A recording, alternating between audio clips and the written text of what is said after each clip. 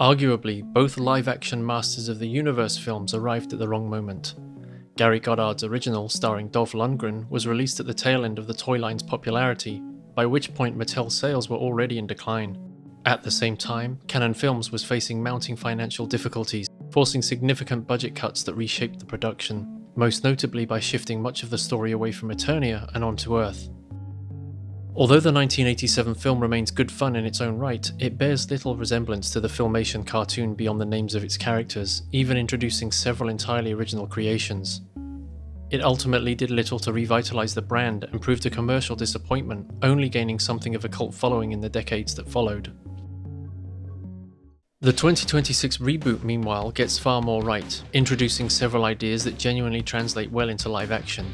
Yet, it too finds itself released into a very different entertainment landscape from the one that first gave rise to the franchise. Despite Mattel's continued efforts to market the brand, Masters of the Universe increasingly appears to be sustained by adult collectors rather than children, while audiences seem to be growing steadily more selective towards effects-driven franchise filmmaking. Concurrent to major Hollywood blockbusters, younger filmmakers, many with backgrounds on YouTube and other online platforms, are producing comparatively modest budget features capable of generating hundreds of millions of dollars in box office revenue, far outpacing the model we've been accustomed to for some time. Regardless of the new He-Man movie underperforming theatrically, with no word yet on any prospective sequel, it shouldn't necessarily be regarded as a failure. In many respects, it's exactly the sort of large-scale fantasy adventure that children of the 1980s would have lapped up, presenting remarkably faithful live-action interpretations of many of the franchise's most recognizable characters. As with 1987's Masters of the Universe, Travis Knight's modern update begins its first act primarily on Earth. Rather than using this as a means of disguising a hemorrhaging budget and remaining there for the majority of the runtime, however, the narrative finds a creative way of merging both worlds. One that feels entirely consistent with the internal logic of a screenplay that spent years passing between several credited writers before finally reaching the screen. After its obligatory world-building introduction, we find ourselves with Adam Glenn, a 20-something salaryman trapped in a dead-end admin job, spending every waking moment trying to locate the magical sword of power he lost after his parents, aided by the sorceress, sent him through a portal to Earth 15 years earlier, as Eternia fell under attack from the evil forces of Skeletor. This obsession takes its toll on his day-to-day responsibilities, to the point that his job is on the line if he doesn't shape up.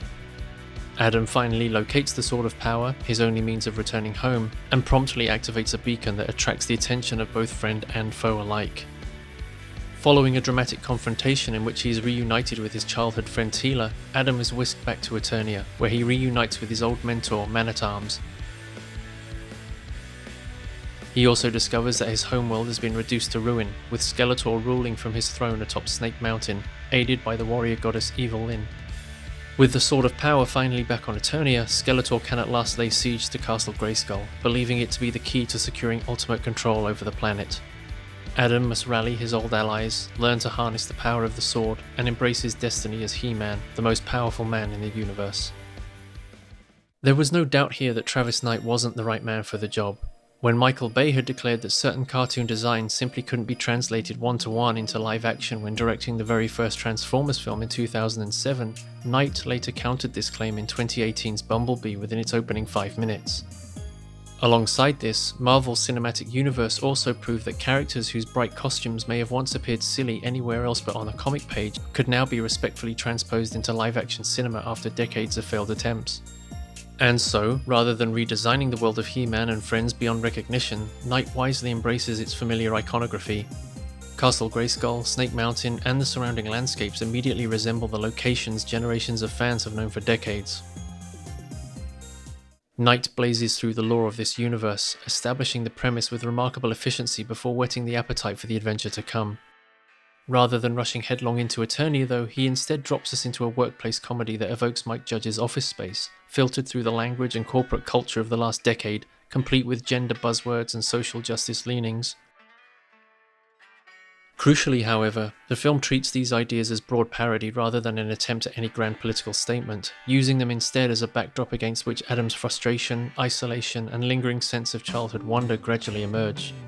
By the time Eternia finally comes calling, we've spent enough time with Adam for the spectacle to carry genuine emotional weight.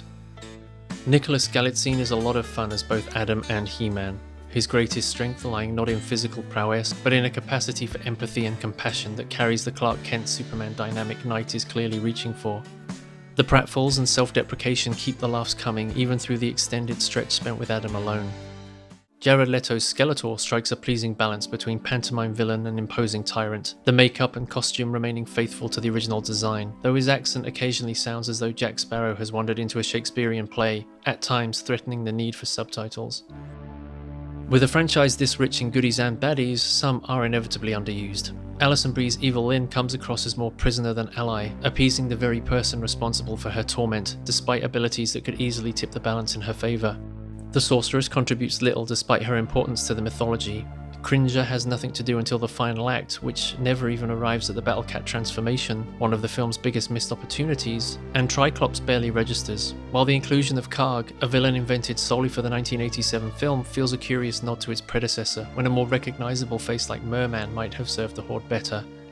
Attentive viewers should still keep an eye out for someone like him lurking in the background. Duncan fares rather better here.